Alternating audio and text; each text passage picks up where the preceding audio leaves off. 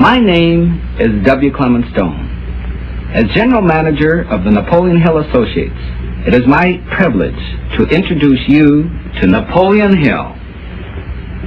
How do you do? I'm very happy to have this personal visit with you. Won't you be seated, please?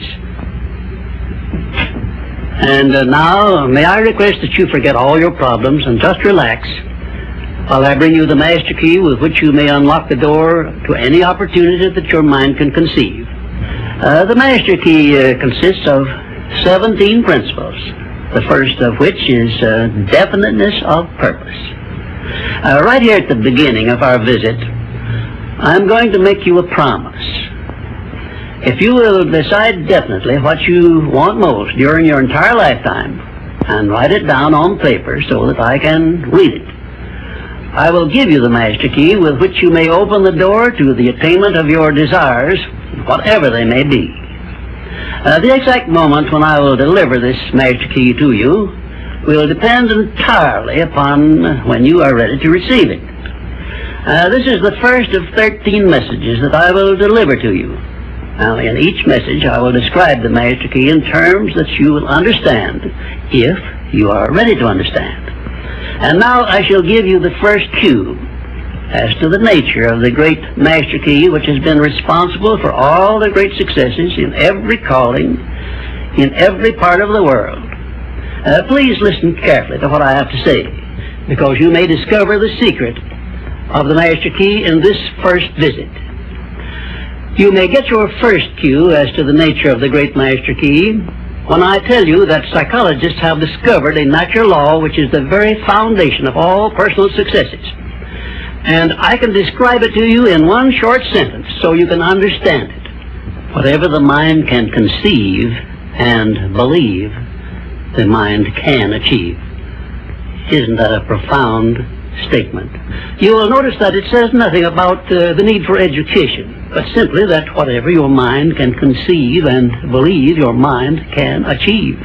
Now, if you want evidence that the mind can achieve whatever the mind can conceive without the benefit of formal education, you only have to remember that Thomas A. Edison conceived the idea of becoming an inventor and lived to become the world's greatest scientist in the field of invention with only 3 months of common school education. When I first heard Andrew Carnegie describe this natural law which makes it possible for you and I and everyone else to write his own price tag in life and attain it, I became so enthused over it that I began to search for the power back of it, and my curiosity led me finally to the discovery of the master key, which I shall reveal to you if you are ready to receive it. My search led me to the study of the spiritual forces with which all of us are blessed. And it was in this field that I came upon a clue which has enabled me to help millions of people to find their earthly destinies. I want to describe my discovery in the simplest terms possible, because it will reveal to you why it is true that whatever the mind can conceive and believe, the mind can achieve, regardless of how many times you may have failed in the past or how lofty your aims and hopes may be. I caught my first fleeting glimpse of the profound law which provides the means by which we may choose our own purpose in life and attain it while I was being coached by Andrew Carnegie during the organization of the Science of Success philosophy. I had just finished telling Mr. Carnegie that I feared he had chosen the wrong person to give the world the first practical philosophy of personal success because of my youth, my lack of education, and my lack of finances. Well, at this point, Mr. Carnegie delivered a lecture that I shall never forget because it changed my entire life and paved the way for my helping to change the lives of millions of people, some of them not yet born.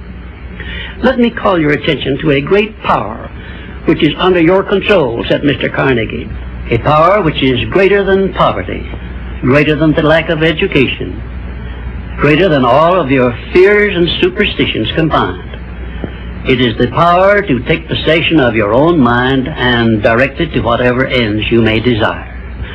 This profound power, Mr. Carnegie continued, is the gift of the Creator, and it must have been considered the greatest of all of his gifts to man, because it is the only thing over which man has the complete and unchallengeable right of control and direction. When you speak of your poverty and lack of education, Mr. Carnegie explained, you are simply directing your mind power to attract these undesirable circumstances, because it is true that whatever your mind feeds upon, your mind attracts to you. Now you see why it is important that you recognize that all success begins with definiteness of purpose, with a clear picture in your mind of precisely what you want from life. Then Mr. Carnegie continued his speech with a description of a great universal truth which made such an impact upon my mind that I began then and there to give myself a new outlook on life, and set up for myself a goal so far above my previous achievements that it shocked my friends and relatives when they heard about it. Everyone, said Mr. Carnegie, comes to the earth plane blessed with the privilege of controlling his mind power and directing it to whatever ends he may choose. But, he continued, everyone brings over with him at birth the equivalent of 2 sealed envelopes, one of which is clearly labeled, the riches you may enjoy if you take possession of your own mind and direct it to ends of your own choice. And the other is labeled, the penalties you must pay if you neglect to take possession of your mind and direct it. And now let me reveal to you, said Mr. Carnegie, the contents of those 2 sealed envelopes. In the one labeled riches is this list of blessings. 1, sound health. 2, peace of mind. 3, a labor of love of your own choice. 4, freedom from fear and worry. 5, a positive mental attitude. 6, material riches of your own choice and quantity. In the sealed envelope labeled penalties, Mr. Carnegie continued, is this list of the prices one must pay for neglecting to take possession of his own mind. 1, ill health. 2, fear and worry. 3, indecision and doubt. 4, frustration and discouragement throughout life. 5, poverty and want. 6, and a whole flock of evils consisting of envy, greed, jealousy, anger, hatred, and superstition. Now, my mission in life is to help you and everyone who needs my help to open up and use the contents of the sealed envelope labeled riches. And the starting point from which you must take off if you wish to write your own ticket from here on out for the remainder of your life, I will describe for you in these simple instructions. 1, procure a neat pocket-sized notebook, or something on the order of this one here, loose leaf affair. And on page 1, write down a clear description of your major desire in life, the one circumstance or position or thing which you will be willing to accept as your idea of success.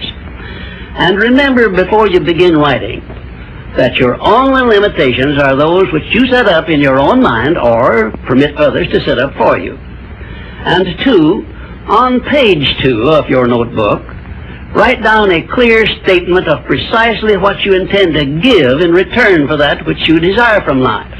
And then start in right where you stand now to begin giving. And 3, memorize both of your statements, what you desire and what you intend to give in return for it, and repeat them at least a dozen times daily.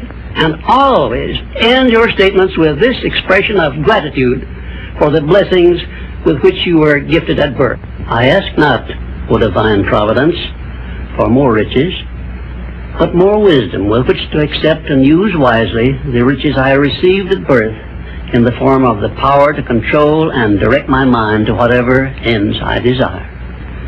If you are not too successful or self-satisfied to accept and express this profound prayer, if you accept it and express it in the same spirit of humble sincerity in which I pass it on to you, a new and a better world will reveal itself to you. A world in which you will see reflected the circumstances and the things which you yourself have created. In my next visit, I will give you a description of the second principle of success, through the application of which you may make use of the education and experience of other people and get the necessary help you may need in attaining your definite major purpose in life. And now let me close this, our first visit, with my favorite expression of gratitude. O divine providence, I ask not for more riches, but more wisdom with which to make wiser use of the riches you gave me at birth, consisting in the power to control and direct my own mind to whatever ends I desire.